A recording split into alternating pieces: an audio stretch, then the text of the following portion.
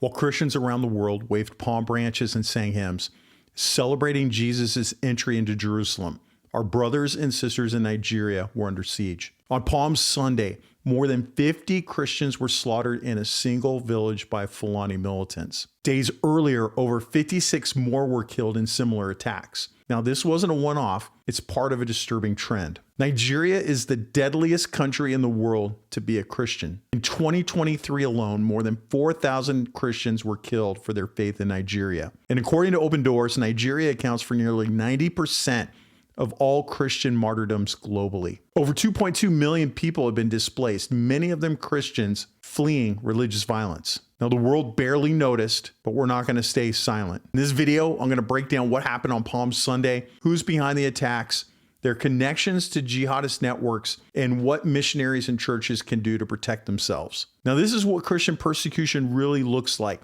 and it's time the church took it seriously. All right, first, let's break down what happened.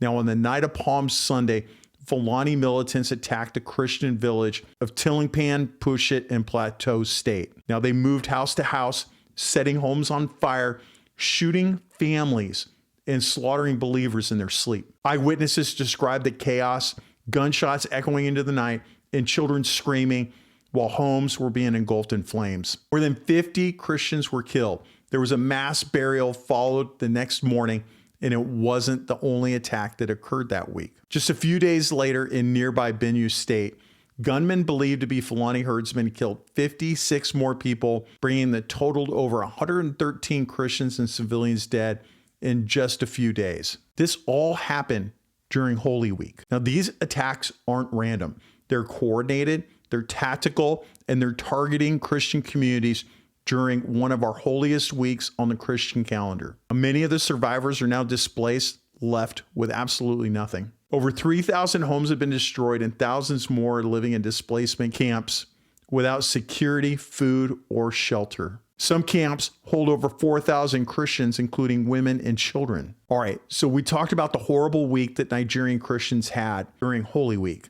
Now we're going to jump into who these Fulani militants are, and then we're going to follow up with why there's violence, and most importantly, what Christian missionaries can do when they're in Nigeria. And even if you aren't a Christian missionary, what you can do from here at home. First, let's talk about those Fulani militants. Now, the ethnic Fulani are large nomadic Muslim groups spread across West Africa. Now, many of the attacks are by radicalized Fulani militants, not that broader Fulani population. Now, those militants have documented links to Islamic terror networks like Boko Haram and Islamic State West Africa province. Now, Fulani attacks often mirror jihadist tactics by using mass killings, arson, and targeting of Christians during worship or holidays. Now, a lot of people are going to say they're just Fulani militants. I need you to think that that is actually like ISIS and Boko Haram level violence. It's my belief, by using the terms of nomadic herdsmen, that they make it sound like a local beef and not Islamic terrorists killing Christians in their sleep. Now, our current U.S. State Department and multiple watchdogs like Open Doors and Global Christian Relief have categorized Fulani militant violence as part of the broader Islamist persecution of Christians in Nigeria. Now, when we talk about the why do we have this violence? The surface issue, people make it look like it's a land conflict between nomadic herders and settled farmers. But the deeper truth is the victims are overwhelmingly Christian, and attacks spike during Christian holidays like Palm Sunday, Resurrection Day, and Christmas. Now, many local officials and aid groups are calling this religious cleansing masked as tribal conflict. Now, government inaction and corrupt local power brokers worsen the problem altogether. All right, for my Christian missionaries, what can you do when you're in Africa?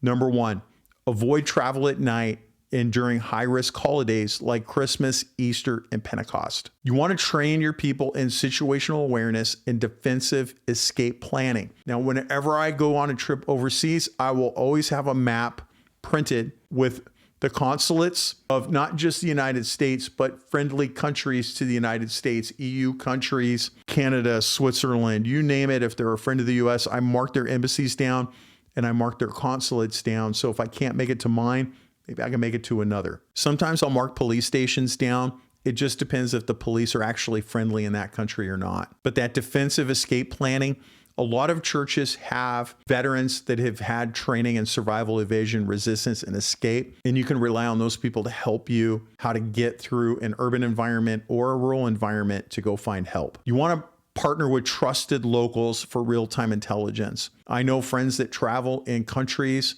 like Yemen. There is a lot of ISIS present in those areas, and I have friends that have been to Nigeria. When they go out, they have a local guide that will keep them out of the danger areas and can talk to people to keep them out of trouble. You also want to establish contingency evacuation plans and safe houses. Now, a lot of you are planning trips to Ethiopia, Nigeria, and other countries that can be very dangerous. You do need to ask if there are safe houses that you can go to if something bad were to happen. Let's say you're in a village that is being attacked by these Islamic militants. You want to be able to have a map that you can open up and look to a home that you can go to and hide out while this is occurring. Sometimes I have known friends that actually their safe homes are actually Muslim friends that will make sure that you're not attacked. So you really need to think out those safe houses and those evacuation plans if something bad were to happen. Also, when you arrive in country, or before you leave, you want to make sure you register with your country's embassy and make sure you get security alerts on your phone. I've told you guys before, in a couple of days, I'm leaving for New Zealand.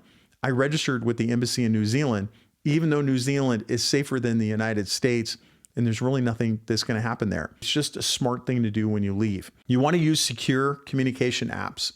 Right now, I have a friend in a very bad place in Africa. I communicate with him almost every day with current intelligence that I'm seeing, and he replies back with what he knows. He's in a very bad place. We do not message over regular messaging. We use Signal.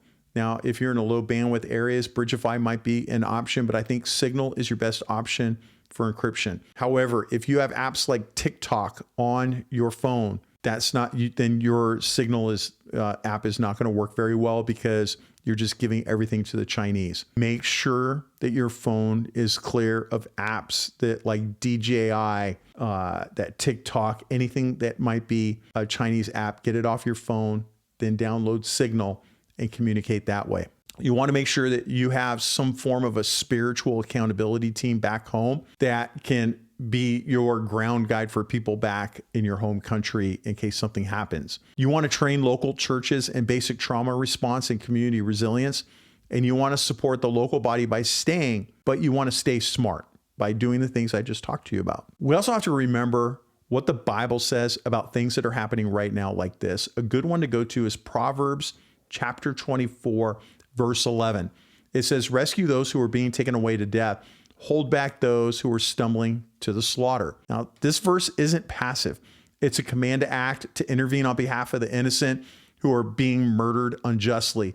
It speaks directly to the Christian obligation to protect the persecuted, not just to pray, but to speak out, equip, and support. I am doing everything I can from my desk here. I am planning a trip to Africa next year if I can make it happen. I hope it does. But we all need to do something. I also want you to pray. I want you to give to charities that are helping those Nigerians being persecuted, and I want you to raise awareness. I'm doing my part by doing this. I have 140,000 followers, or I'm coming up on that, with 42,000 subscribers to the newsletter. Look, if you don't subscribe to the newsletter, ChristianWarriorTraining.com, head over there now, subscribe. I put out way more information over there than I do here on YouTube. Don't miss a thing. I do a lot of training over there as well. It's all free, all of it. Okay. It's my gift to you as a fellow follower of Christ. I also want you to leave you with this. I'm filming this on Resurrection Day. I don't know if I'm going to be able to get it posted and get through all the censors at YouTube, but I just want you to remember, and I remember this as we are celebrating. My family's coming over in just a couple of minutes to celebrate Resurrection Day. And I want you to remember that the cross wasn't the end of the story, and this isn't either. We're all going to take action to help those in Nigeria. I want you to pray unceasingly for their safety and for the safety of the missionaries over there doing the Lord's work, spreading the word. I also want you to remember your ABCs, always be caring.